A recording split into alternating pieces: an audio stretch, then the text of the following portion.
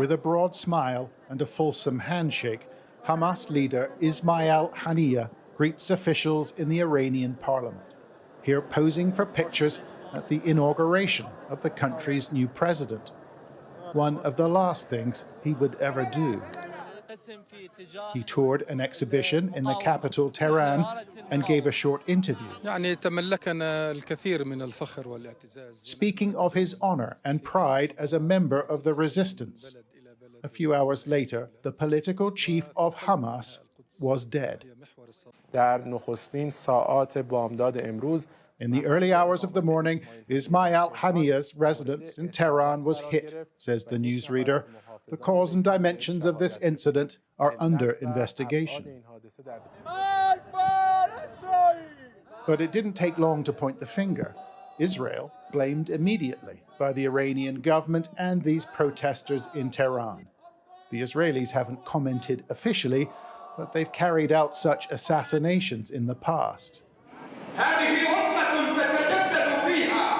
A protege of the organization's founder, Sheikh Yassin, Haniyeh became the leader of Hamas in 2006 and tried to push it in a political direction. Yet he was committed to armed struggle.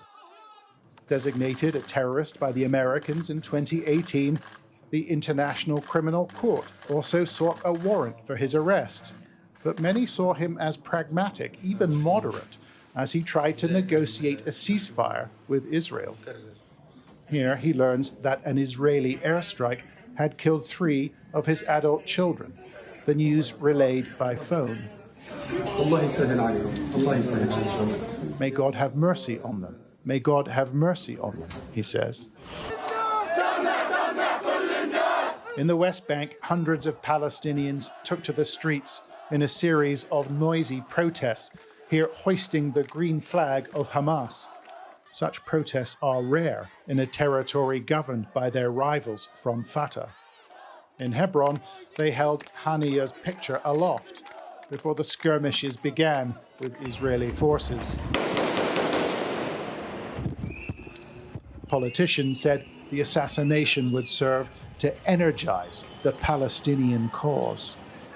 In Gaza, the news of Haniyeh's demise was greeted with dismay. He wasn't involved with daily affairs, but he was leading the negotiations for a deal. Some said they couldn't understand it. This man could have signed the prisoner exchange deal with the Israelis. Why did they kill him? They killed peace, not Ismael Haniyeh. They killed the peace process. Why did Israel kill him? For the family members of the Israeli hostages seen gathering here in Jerusalem, it is an event of undeniable significance. The Israelis, it seems, have eliminated their principal counterpart when hopes of a deal were arising. Yet many see no other way. Isn't there a contradiction here? The Israeli government both trying to destroy Hamas and negotiate with them through intermediaries at the same time? This is a good question. Terror organizations like Hamas, like Al-Qaeda, they don't really care like we care about people, about the circumstances, about real life. It doesn't have the same way of thinking like you and I. And if you don't push it, they see it as a weakness. Hamas has recovered from similar setbacks. The death of Haniyeh will not destroy it, but it may shatter the balance in the region. The risk of escalation has never been so great. John Sparks, Sky News in Jerusalem.